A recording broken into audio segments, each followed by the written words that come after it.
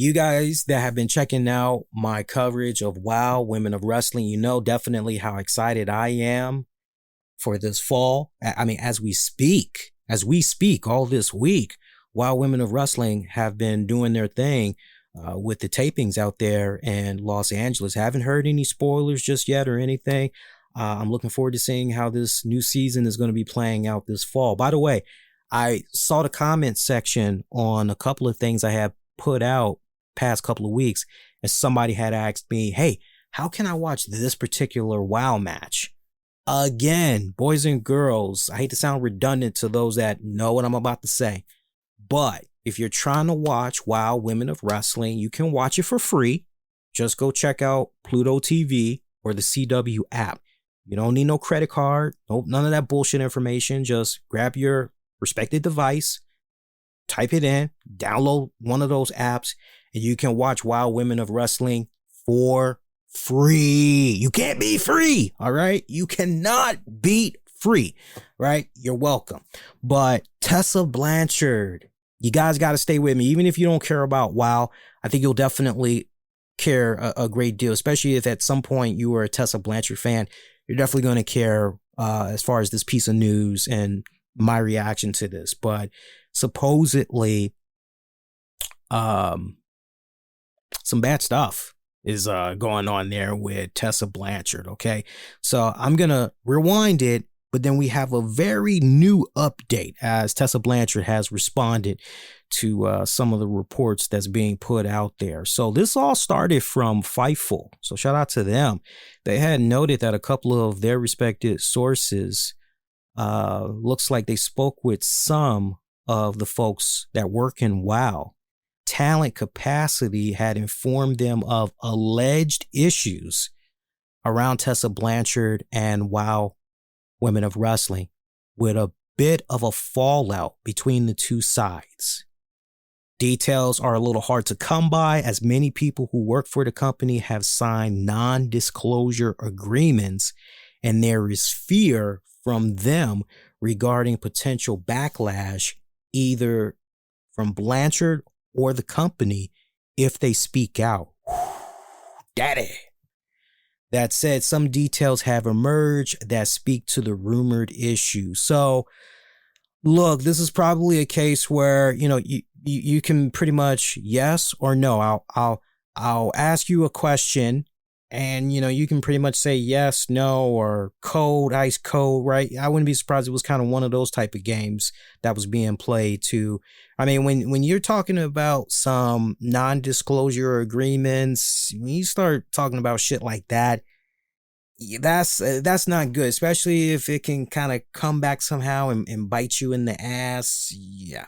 One source claimed that during a training class in mid-April, check this out, Blanchard tore apart Samantha Sage, aka Americana, in a promo that was bad enough that it led to many trainees speaking up about it. Let me repeat that one more time. One source claimed that during a training class in mid-April, Blanchard tore apart Samantha Sage, aka Americana, in a promo that was bad enough that it led to many trainees speaking up about it.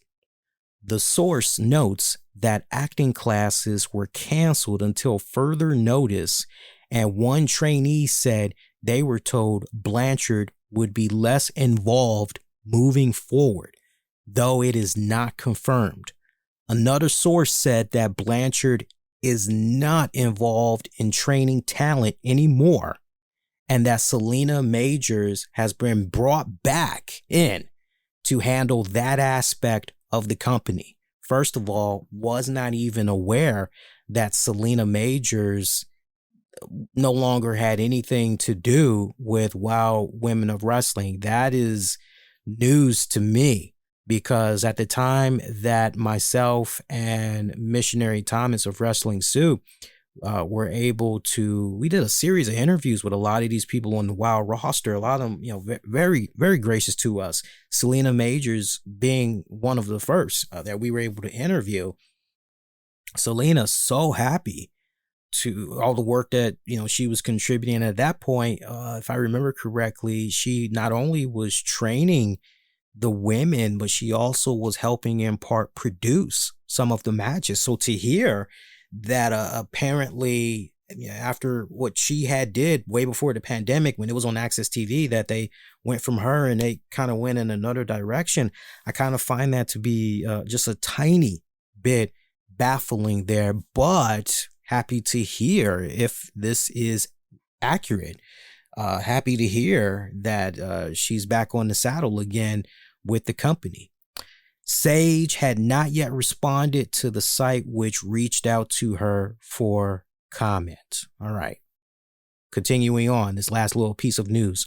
One WOW alumni said they believe Blanchard is gone from the company, but that has yet to be confirmed.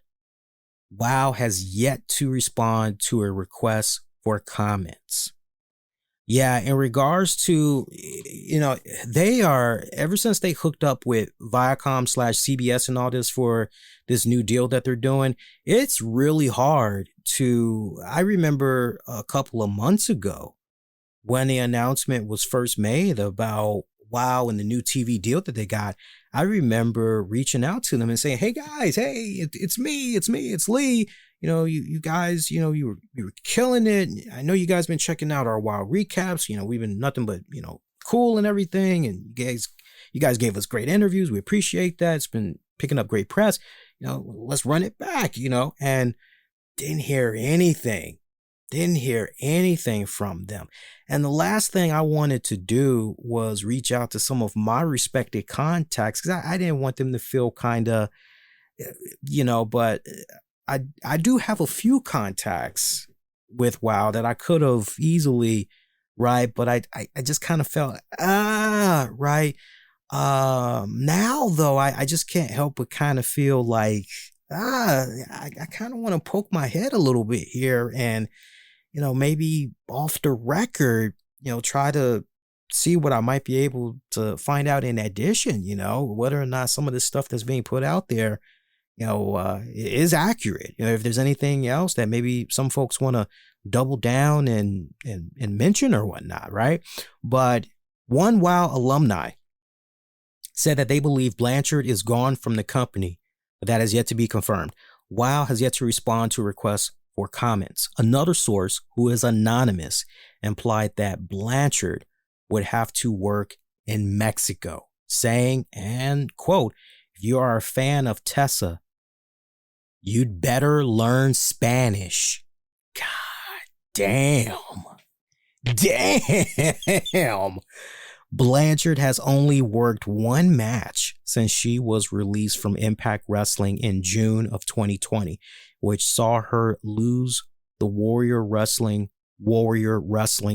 Women's God damn, is that really the name of the championship? She lost the surely that's a typo. Come on, Fightful, that's got to be a typo. Come on, Warrior Wrestling. No, that's got to be Warrior Wrestling Women's Championship. Come on now, to Kylie Ray in September of that year. Man, God, that was a weird typo. I didn't do it. I didn't do it. That was a weird typo. I'm gonna say, because Fightful's usually pretty fucking, I'll bet you this was kind of one of those copy paste, but then also at the same time try to fluff it up, kind of make it their own, and without realizing it, they fucking repeated something twice there. I bet you that's what it was, because I would not be running around saying, oh, you know about that Warrior Wrestling Women's Champ, right? Like, seriously. All right, so let's react to this. Now. Now, in a new update, Tessa Blanchard, cryptic message that she put out there. She has Instagram these days. She's not doing the Twitter anymore, because when she got lamb blasted from that La Rosa Negra stuff, woo, man, right? We were here talking about all of that too. But apparently she put out this cryptic message as part of her Instagram story. She shared a post by a pastor named Matt Hagee. Looks like he's a pastor out in San Antonio. This is what her Instagram story read, again, from this pastor. It read, and I quote, when standing up for your beliefs becomes a matter of great inconvenience, will you stand away?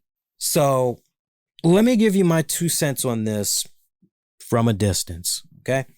We got to take this as far back as when Tessa Blanchard was first down there in NXT. I can remember as far back as those days hearing about how she was rubbing some people the wrong way, and right down to the point. Okay, so we're talking about 2016, 2017-ish. We're talking about with Tessa when she was down there. Reports were flying around back then that she was rubbing people off the wrong way backstage. And when she ultimately was, it's kind of interesting too, because, let's really set this up properly. Back then, she had appeared in WWE. She made her in-ring debut on NXT. For some of you guys, you may recall, she had won a match against Alexa Bliss. And then she wrestled Nia Jax. She also wrestled Carmella. She participated in the Mae Young Classic, and she was eliminated. I can't remember if it was the first or second round, but I just remember she got eliminated by Kairi Sane. Okay.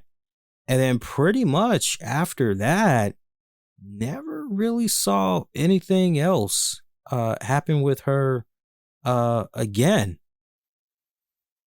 Never really saw anything else happen with her again. Then a little bit before that, there were some intergender matches she did with WWE. Didn't she wrestle Dominik Dijakovic? I could have sworn she did. Yeah, so I mean, she was doing a whole bunch of stuff off and on there with the WWE. Now, hearing that Tessa's personality, backstage, she was rubbing people off the wrong way. And ultimately, when things didn't come to fruition as far as her being with WWE on a full-time regular basis, you're going, because I remember, tough break. Like, man, yeah, WWE, how could you miss out on, damn, what were you guys thinking? What the hell? So then, as all of this stuff is going on, here comes the stuff that she's doing with Impact Wrestling. I mean, it was just almost synchronous when she was doing her work in Impact, but then also Wild Women of Wrestling pretty much at the same time there, right? But really, Impact Wrestling, that's where a lot of eyeballs were able to really, who is this girl? What is she all about, right? You hear about, great feud, by the way, that she had with Taya Valkyrie. That was pretty badass. Whole lot of great memorable. Oh my God, the match with Sami Callihan, right? I know some people feel a particular way when it came to her and Brian Cage. I get that. We don't need to go down that whole pipeline. Right? But I'm giving you guys just the full context here, right? You hear about the rumblings in WWE, and then when you get to Impact Wrestling, everything seems to be pretty good. Everything culminates in her becoming the Impact World Heavyweight Champion. I mean, she was fresh hot off of the intergender match with Sami Callihan at Slammiversary 17, and then Hard to Kill pay-per-view pretty much takes out Sami Callihan to become the Impact World Heavyweight Champion. And that was the same weekend that you had all that bullshit that went down supposedly between her and La Rosa Negra. Remember that whole controversy where apparently Tessa Blanchard had said the N-word? And remember how it went from Tessa Blanchard, I would never say such a thing, right, denying it. And then you had not just La Rosa Negra, who ultimately spoke her piece and pretty much, yeah, that happened. But then you had all these other women. Oh, yeah, I was there. I saw what went down, sharing their own experiences. And how it morphed from Tessa Blanchard, I would never. And then post-match at that same Impact pay-per-view after winning the Impact World Championship, She goes pretty much, we all make mistakes. Remember that? Remember that. Okay? This company still stood by her side, because they ultimately said to themselves, and I remember a lot of you guys that were pretty big into Impact Wrestling back then. I remember a lot of you guys were pretty disgusted that Impact Wrestling was still riding this, that they were going this route with Tessa, and it just kind of sickens you to the core. That some of you guys clocked out on Impact after that night. Some of you guys clocked out. I understand where you all were coming from. Some of you guys had clocked out that night. But Impact stuck with her. And ultimately, how does Tessa Blanchard repay Impact Wrestling? Well, she ultimately departs Impact Wrestling after her contract was terminated before it was set to expire. I don't know, like maybe a month or something now. And from what we pretty much were learning was Tessa was not trying to, and this was kind of like around the peak of the COVID period, if I remember correctly. I am remembering correctly. From what I remember, all she had to do, backstory, all she had to do was send some pre-videotaped little interviews, things of that nature, participate in little pre-taped interviews, do some cell phone little footage, spit in a promo or whatever, send it back to the guys so they can pretty much whip it up, pretty much include it in the episode for Impact Wrestling for that week or whatever, or the very next week. She wasn't traveling at this point. She had, staying out there in Mexico with, at that time, her fiance, ultimately, who she married. And yeah, she all of a sudden, okay, I don't want to do this. Hey, my contract is getting ready to expire, and let's talk about some. You want me to come on out there? You want me to defend this championship? Well, I need. Legend has it that she was trying to get more money out of Impact Wrestling. So essentially holding the championship hostage and, pretty much operating in this fashion. In Impact Wrestling, they pretty much, okay, so this is how you're going to do us. When it counted the most, we pretty much were having your back and everything, and you're rolling like this. Okay, fuck that. Stripped her of the championship.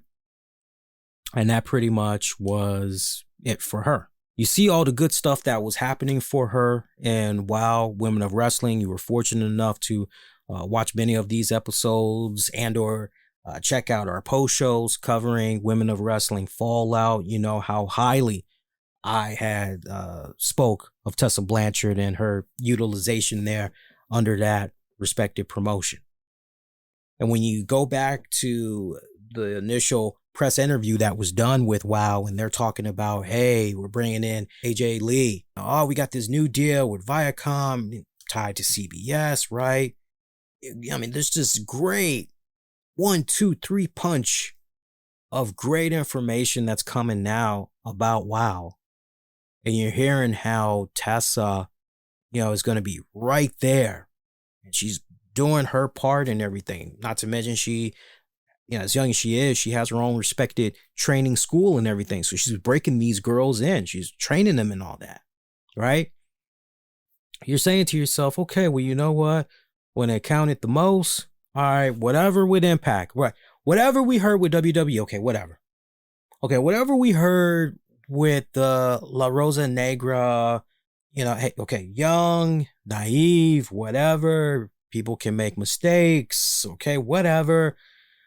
Some of the men that you dated, Black, Hispanic, okay, so, okay, whatever. Maybe you looked at using that word, you thought you were, since you mess with the international flavors, you thought maybe you got a pass with that word, you learned the hard way, maybe behind your closed doors with whoever you're intimate with, your friends, your family, but yeah, not outside your closed doors, honey. No, right? Sorry about that, but no.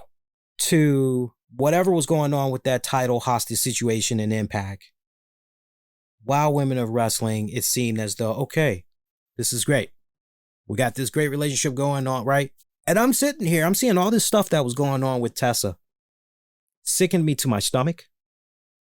Nauseated me. I'm going, surely she'll learn from her mistakes and she'll take this. She's still young. She'll become a better person as a result. The last thing, assuming the stuff that's out there is true, there's already a pattern. You see that though? So it's kind of hard to, because look, if this isn't true, then the only thing she had to do was just put out a statement. Hey, I've seen a lot of stuff that's being put out there. It's a bunch of bull. Things couldn't be better than ever. Catch y'all this fall for the new season of WoW. She could have kept it just like that. But to put that kind of a cryptic message out there, I just can't help but wonder what exactly, is this a case right here where Tessa Blanchard, maybe that power, let's just say this incident that was in question, let's say this is legit. Let's say it's legit.